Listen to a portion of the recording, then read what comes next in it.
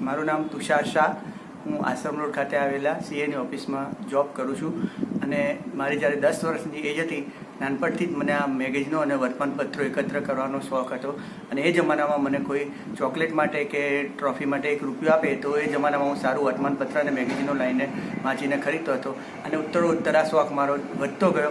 અને આજની તારીખમાં મારી પાસે છેલ્લા 35 વર્ષના મહત્ત્વના દિવસોના વર્તમાનપત્રો, 5000 મેગેઝિનો, બંધ પડેલા થિયેટરની ટિકિટો, લગ્નની કંકોત્રીઓનું કલેક્શન અને ગણપતિના ફોટાઓનું આલ્બમ વગેરેનું અનોખું કલેક્શન છે.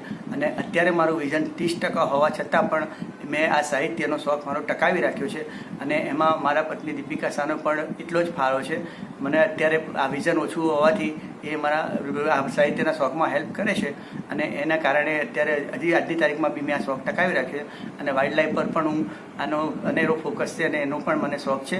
અને ભારતના રાષ્ટ્રીય પ્રાણી વાઘ વિશે પણ હું અભ્યાસ કરેલો છે મેં અને વાઘ બચાવ વાઘ બચાવની અનેરી મુહિમ હું ચલાવું છું. અને આજની તારીખમાં પણ હજી બી ઉત્તરોત્તર હું આ વર્તમાનપત્રો મેગેઝિનોનું કલેક્શન ચાલુ જ રાખીશ અને લોકોનો ઉપયોગી થઈ પડે એવી મારી ઈચ્છા છે. અને ભવિષ્યમાં પણ એક મોટી લાઇબ્રેરીમાં આ પરિણામરૂપ થાય એવી પણ મને અંતરની ઈચ્છા છે.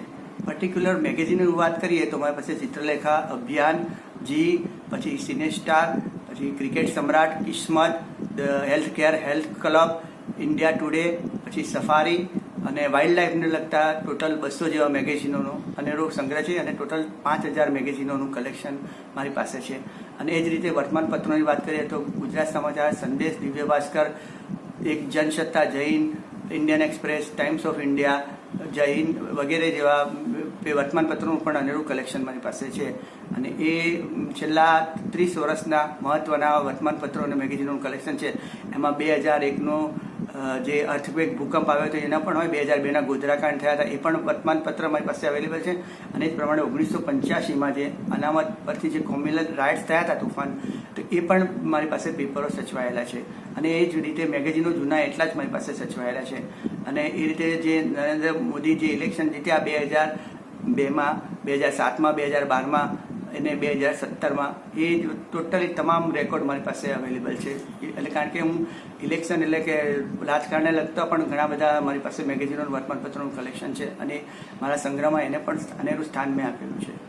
મારી પાસે જે વર્તમાનપત્રો છે એમાં કોઈને જ્યારે કે કોર્ટ કેસ થયો હોય તો એ બધે ફરીને આવે ને ક્યાંય અવેલેબલ એને ન્યૂઝપેપર ના હોય તો મારી પાસેથી એમને આપું મારા મેગેઝિનો અને પેપરોમાંથી સર્ચ કરીને તો એમનો કોર્ટ કેસ પણ સોલ્વ થઈ ગયો છે અને એમાં સફળતા પણ મળી છે.